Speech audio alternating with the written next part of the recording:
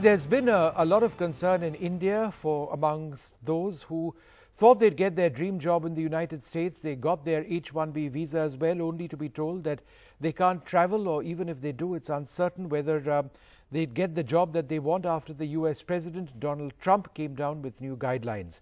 The restrictions are seen to be temporary by some on H-1B visas, but clearly it's being done by many as a result of elections in the US in order to protect US jobs. But without the professionals who are required to fuel the US economy, will the American economy get the quality of the workforce that they require? Joining us, Nisha Biswal is the president of the US-India Business Council. Thanks, Nisha, very much for being with us. How many Indians would be affected by this decision? Well, I don't have the precise numbers for you, but I can say that, we have had a significant use of the H-1B skilled visa worker program by Indian applicants, and the United States has benefited greatly by their talent and capacity adding to the skilled workforce in the United States. And do you see these essentially as temporary measures, that it's just a matter of time before more Indians can once again start going back to the US to work?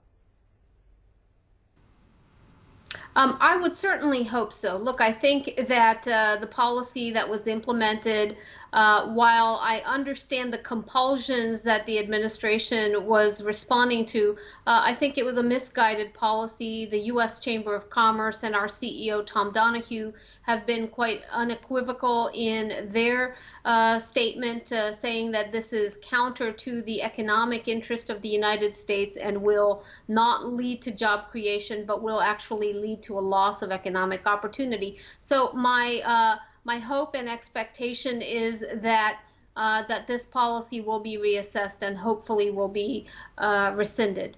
And those individuals who got the visas, will they be able to go or not? Our understanding, and we are seeking clarifications on these issues, but our understanding is that current H-1B visa holders will not be impacted. But I think that the administration needs to issue some clarifying guidance on exactly how this policy will be implemented. And one final question, in terms of the contribution of H-1B individuals, can the United States really do without the skill that they bring in for the sake of the American economy? Well, I mean, that's the irony of this misguided policy, is the fact that the United States has really gratefully benefited over the years by the successive waves of immigration that have brought the most talented and skilled people from around the world to our shores.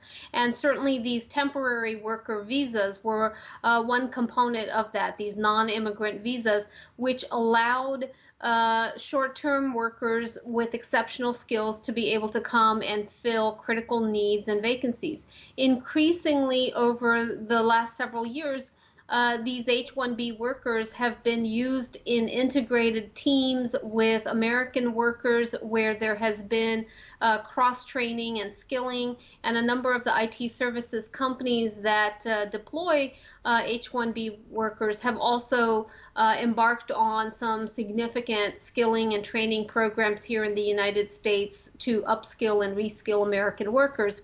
My fear is that this policy will actually push companies, both U.S. and Indian, to offshore some of the critical services that were being provided by these temporary workers, and that this will actually lead to a loss of economic opportunity and jobs in the United States rather than the opposite. Right.